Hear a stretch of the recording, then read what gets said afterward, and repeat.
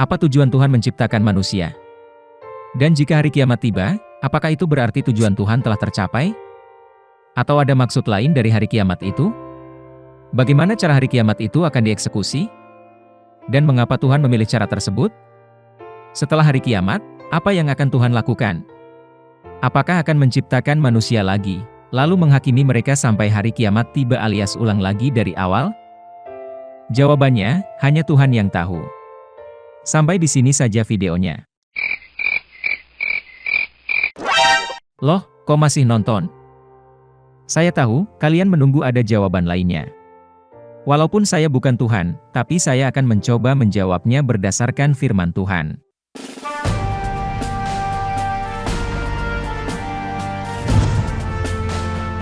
Tuhan menciptakan manusia dan jin, semata-mata hanya untuk menyembahnya.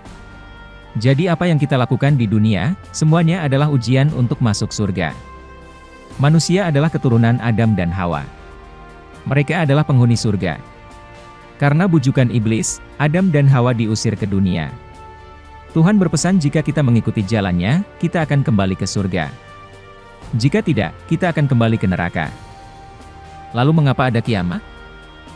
Sama seperti pertandingan olahraga, semua dibatasi waktu. Untuk tiap manusia dibatasi usia, sementara seluruh manusia dibatasi kiamat. Kiamat adalah cara Tuhan mengatakan menagih janji. Ketika masih di alam arwah, semua manusia bersaksi bahwa mereka percaya kepada Tuhan. Lalu diujilah mereka di dunia. Manusia berusaha mencari Tuhan yang dulu ia pernah akui bersama, dengan batasan waktu hancurnya organ tubuh. Tahap selanjutnya, semua manusia akan dibangkitkan dari alam kubur, untuk menerima pengadilan, siapa yang dinilai berhasil mengenali Tuhan ketika di dunia, dan menjalankan perintahnya, maka masuk ke surga, selamanya. Cerita selesai. Karena masih ada yang nonton, maka cerita akan saya lanjutkan. Saya akan membahas versi kiamat menurut Al-Quran. Pertama, di surat Ibrahim ayat 48, kiamat terjadi dengan digantinya bumi lama dengan bumi baru, langit lama dengan langit baru. Di sini ada proses penciptaan yang berulang. Ilmuwan berteori tentang kiamatnya alam semesta. Ada yang berteori dengan Big Rip, di mana semesta pecah seperti balon, yang terus-menerus mengembang. Big Freeze terjadi, karena semesta seperti kehabisan energi panas. Ada juga yang berpendapat, semesta akan kembali ke titik singular, Big Crunch. Lalu ilmuwan lain ada juga yang berteori, bahwa setelah Big Crunch, akan ada lagi Big Bang versi sebelumnya.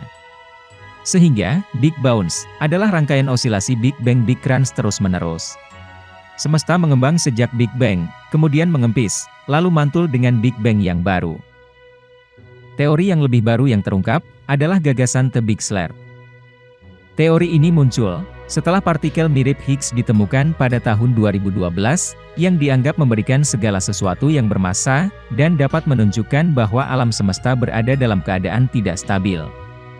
Jika dalam keadaan tidak stabil, dalam miliaran tahun semesta bisa terbalik, menyebabkan gelembung muncul, mungkin dari alam semesta lain.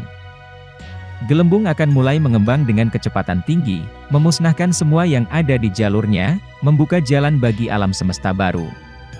Teori Big Bounce dan Big Slurp memiliki kesamaan, yaitu ada semesta baru, langit baru, dan bumi baru.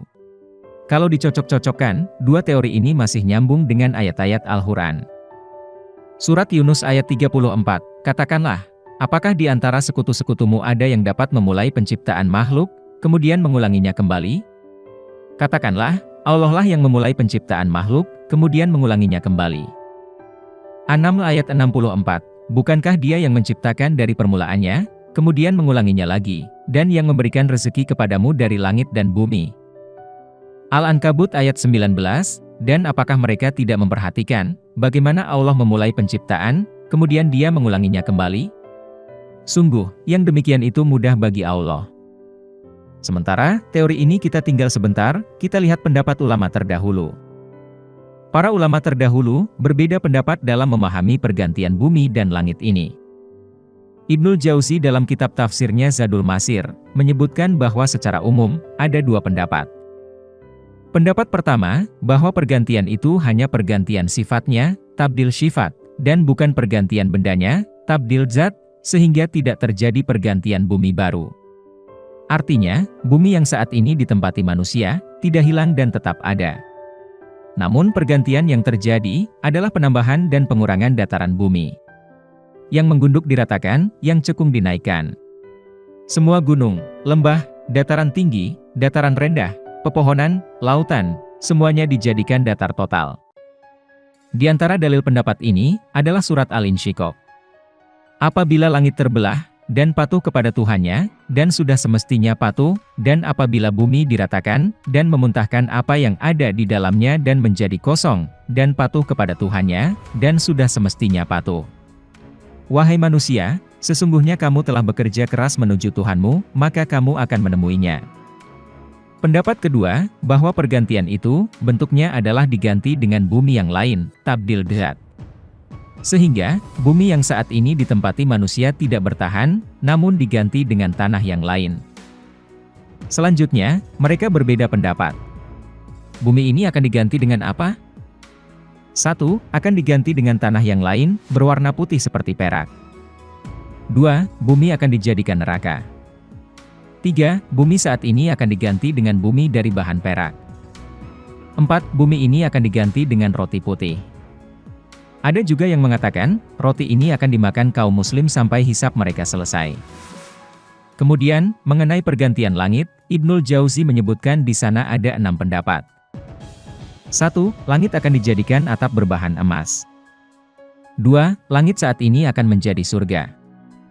3. Bentuk langit diubah adalah dengan peristiwa matahari digulung. 4. Terkadang menjadi seperti luluhan perak, atau seperti kilapan minyak.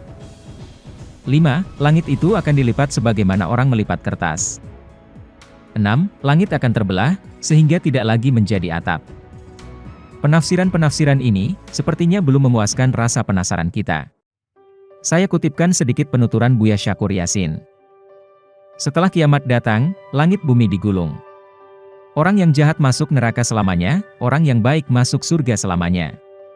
Lalu Tuhan hanya manyun saja, menonton orang terbahak-bahak selamanya, dan melihat orang menangis menjerit-jerit selamanya. Setelah itu selesai. Apakah Tuhan tidak berperan sebagai pencipta lagi? Tutur Buya Syakur Yasin. Apakah Tuhan akan pensiun? Sejak kapan Tuhan pensiun? Tuhan bukan hanya kholik, Tuhan juga kholak, yang artinya, isi mubalaghahnya itu selalu mencipta. Nah, yang jadi pertanyaan, Nabi Adam yang sekarang kita pelajari, itu Nabi Adam episode yang keberapa? Yang pertama, kedua, ke-1000? Menggunakan pendekatan bernalar, segala sesuatu pasti ada yang mengawali, begitu juga dalam proses penciptaan alam raya dan manusia. Ini menjadi persoalan logika kita sendiri. Logika mengatakan, bahwa segala sesuatu pasti ada awalnya. Kalau begitu, langit bumi kapan awalnya? Pada zaman dahulu kala sebelum ada zaman, Tuhan hanya sendirian tanpa makhluk. Dan ketika itu, Anda ketika ditanya, sebelum Tuhan menciptakan langit dan bumi, percaya nggak ada Tuhan? Kalau percaya buktinya mana? Sekarang kau katakan percaya, karena ada langit dan bumi. Apakah Tuhan itu ada setelah adanya langit dan bumi? Kemudian setelah langit dan bumi digulung, tinggal Tuhan sendirian, punya siapakah kerajaan alam semesta ini? Tuhan mengatakan, milikku yang maha perkasa. Nah, ketika Tuhan sendirian lagi, apakah Anda masih yakin Tuhan itu ada? Buktinya mana? Di sini Buya Syakur tidak memberikan kesimpulan apa-apa. Mengingat bahwa Allah merupakan Fayyad ala al-Itlaq, maha pemberi emanasi secara mutlak, dan emanasinya bersifat permanen, maka, memberikan emanasi ini adalah tuntutan penciptaan untuk selalu bersifat permanen dan berkelanjutan. Segala sesuatu yang layak untuk diciptakan, akan dicipta. Sifat Fayyad, maha pemberi emanasi, dan Jawad, maha pemurah, akan terlaksana dengan menciptakan, dan menjadikan. Karena itu, keniscayaan sifat Fayyad ini adalah menciptakan. Allah, sekali-kali tidak akan pernah menahan emanasinya. Bahkan, emanasinya senantiasa tercurah dan melimpah. Karena itu, emanasi Allah senantiasa ada, dan akan senantiasa ada. Emanasi Allah pada setiap masa, menjadikan generasi dan generasi yang ada ini, sesuai dengan penjelasan ayat-ayat dan riwayat dari generasi Adam yang telah diciptakan dari tanah dan air. Dalam ayat 15 dari surah Kahf dikatakan, Apakah kami letih dengan penciptaan yang pertama? Sama sekali tidak. Bahkan mereka dalam keadaan ragu tentang penciptaan yang baru. Imam Muhammad Al-Baqir, salah satu cucu Nabi Muhammad, pernah ditanya tentang penciptaan manusia-manusia baru, setelah manusia-manusia yang ada sekarang ini. Imam Al-Baqir menjawab, tatkala Allah mengakhiri usia generasi manusia semenjak Adam dan usia alam semesta, serta penduduk surga menghuni surga dan penduduk neraka menghuni neraka, dunia baru dengan manusia-manusia baru akan tercipta, tanpa mereka harus lahir dari seorang ayah dan seorang ibu. Mereka adalah manusia-manusia muwahhid, yang beribadah kepada Allah. Allah menciptakan bumi bagi mereka selain bumi ini sebagai tempat kediaman mereka, dan berlindung di bawah sebuah langit. Apakah engkau berpikir bahwa Allah tidak menciptakan manusia selain kalian generasi Adam bapak manusia? Benar demi Allah. Allah menciptakan ribuan, dan ribuan Adam. Dengan demikian, sesuai dengan apa yang terkandung dalam hadis ini.